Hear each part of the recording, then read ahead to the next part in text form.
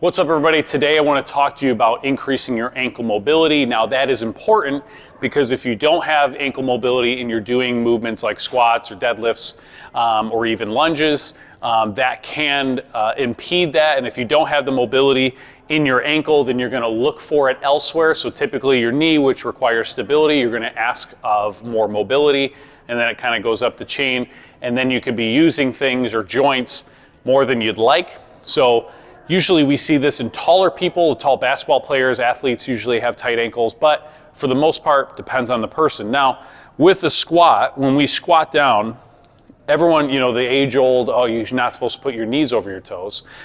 You should be able to. You're not trying to get your knees, you know, all the way down to the ground, you know, but you should be able to get your knees over your toe and squat down. And what this ankle mobility of bringing your knee forward without your heel coming off the ground, the more ankle mobility you have when you squat. Okay, if you come down, you're not going to be leaning forward as much. So if you don't have your ankle mobility, what's going to happen is you're going to get there, and then you're going to want to kind of come on the balls of your feet, and your heels are going to come off, and then you're going to look for it elsewhere. So we want to make sure that you could have that ankle mobility so that you're squatting correctly and we're not asking other joints to do things that we don't want them to do. So the first thing that we would do is say, hey, we want you to do self-myofascial release. Okay, what you would do is you would do your calf, so the big muscles in your calf, we would roll back and forth. If that's easy and you can take it, you'd put both legs on there. Also too, we want to get behind the Achilles and kind of around that as well.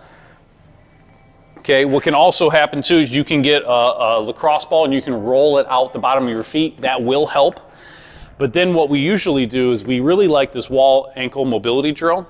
So like I was saying, we're trying to get your knee over your toe.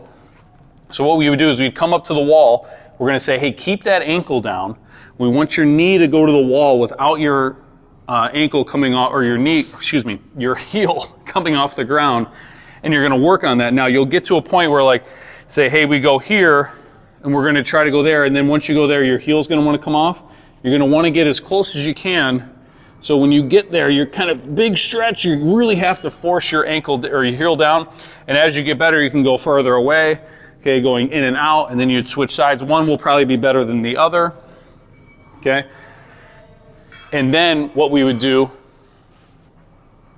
is when we go into your squats, if you're still having issues with it to where you can't squat without your heels come off the ground, we'd put plates underneath your heels so you're a little bit higher.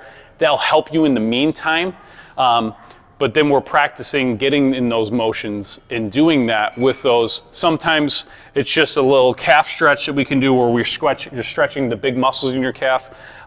We like to do the ankle or the rocking calf stretch back and forth, going through the movement, so that when you go to your squats, we'd say, hey, do these in your squat program. And we'll say you're going to squat and then do your ankle mobility drills afterwards. And as you get heavier with your sets, you should start looking better.